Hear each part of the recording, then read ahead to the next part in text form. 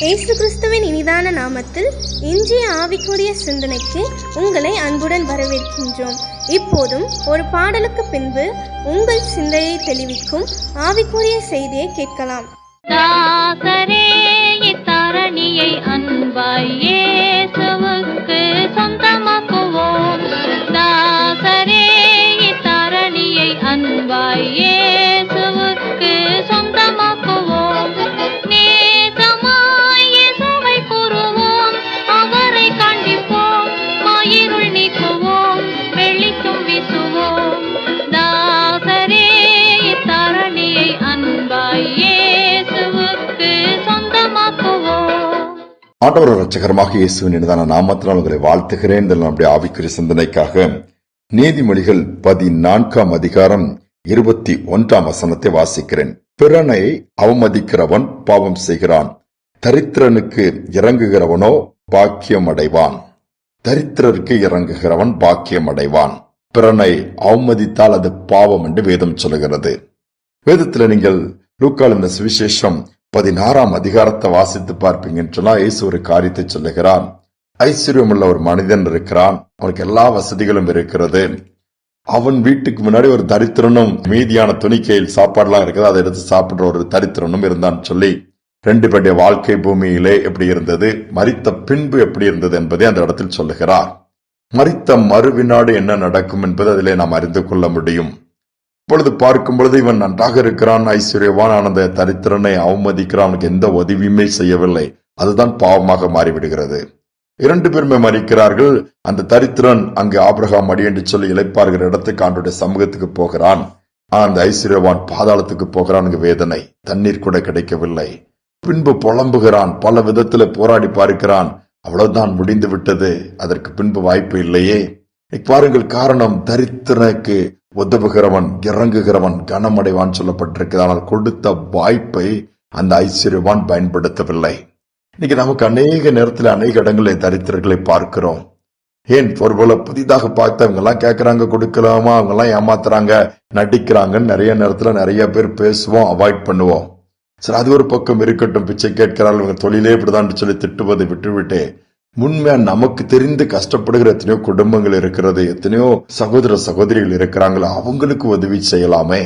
அந்த தரித்திரர்களுக்கு உதவி செய்யும் பொழுது அது கர்த்தருக்கு செய்ததாக வேதம் சொல்லுகிறது. அதுதான் ஆண்டவர் எதிர்பார்க்கிறார். அது பாக்கியம் அடைவோம் என்று சொல்லப்பட்டிருக்கிறது. ஒரு ஆலய ஆராதனைக்கு வேகமாய் ஒரு சகோதரன் போய்கொண்டிருக்கிறான். அது ஏர்லி மார்னிங், குளிர்காலம், குளிர்ல பயங்கரம் நடுங்கும். அதனால நல்ல ஒரு கோட் எடுத்து போட்டுக்கிட்டு அப்படி போத்திட்டு போறாரு. போகும்போது போற வழியில ஒரு தரித்திரன் மேல சரியாக மூடுவதற்கு போர்த்திக் கொள்வதற்கு ஆடை இல்லாமல் நடுங்கிட்டு இருக்கிறார் குளிர்ல. சரி, ஆலயத்துக்கு போகும்போது இவர் அதை பார்க்கிறாரு, இவருக்கு இறக்கம் உண்டாகிறது. என்ன செய்யறது என்று சொல்லி பார்க்கும்போது திருப்பி வீட்டுக்கு போய் ஏதாவது கொண்டு கொடுக்க டைம் ஆயிரும். ஆலயத்துக்கு போகும்போது தன்னுடைய கோட்டை எடுத்து அந்த பாதியை கிழித்து பாதி பீஸ் அங்க கொடுத்துட்டு மீதை போட்டு இவர் ஆலயத்துக்கு அதை வச்சு மூடிட்டு போயிருந்தாரு. ஆலயத்துக்கு போய் ஜெபிக்கும் பொழுது கண்களை மூடி அப்படியே ஜெபித்துக் கொள்ளும்போது ஒரு தரிசனத்தை பார்க்கிறார். அவருக்கு முன்பாக இயேசு தரிசனமாக காண்பிக்கிறார். ஒரு ஆஃப் கோட், அதாவது பாதி மூடப்பட்ட நிலைமையில கோட்டை போட்டு காண்பிக்கிறார். அந்த தரிசனத்தை இவருக்கு ஒரு மாதிரி ஆயிடுச்சு. ஐயோ, நான் உதவி செய்கிறது இயேசுக்கு காண்கிறது இப்பதான் தெரியுது. இப்படி தெரிஞ்சா என்னுடைய முழு கோட்டை நான் கொடுத்திருப்பேனேன்னு சொல்லிட்டேன். சில நேரத்துல அதனுடைய மேன்மை நம்ம அறியாததுனால தானே உதவி செய்ய நாம் மறுத்து கைகளை மூடிக்கொள்கிறோம். உதவி செய்து பாருங்கள், இன்றைக்கு அதனுடைய பிரதிபலன் தெரியாது, ஒரு நாள் அதற்கு பிரதிபலனை கர்த்தர் கொடுப்பார். அப்பொழுது இன்னும் அதிகமா உதவி செய்திருக்கலாம், இன்னும் அதிகமா தரித்திரர்களுக்கு தயை பாராட்டியிருக்கலாம், இரக்கம் பாராட்டியிருக்கலாம், தூக்கி விட்டிருக்கலாம் என்று நீங்கள் யோசிப்பீர்கள். வேதம் சொல்லுகிறது, தரித்திரருக்கு இறங்குகிறவன் பாக்கியம் அடைவான். அந்த பாக்கியத்தை கர்த்தர் வச்சிருக்கிறாரு. அதை பெற்றுக்கொள்ள நாம தீர்மானம் எடுப்போமா? கர்த்தர் நிச்சயமா அதற்கான பிரதிபலனை நமக்கும் நம்முடைய குடும்பத்துக்கும் வருகிற சந்ததிக்கும் கொடுப்பாரு. ஜெபிப்போம். எங்கள் அன்பின் தகப்பனே, தரித்திரருக்கு இறங்குகிறவன் பாக்கியம் அடைவான் சொல்லியிருக்கேப்பா. என்னுடைய வார்த்தை சொல்ல, ஏழைக்கு இறங்குறவன் கர்த்தருக்கு கடன் கொடுக்கிறான் சொல்லப்பட்டிருக்கிறதே.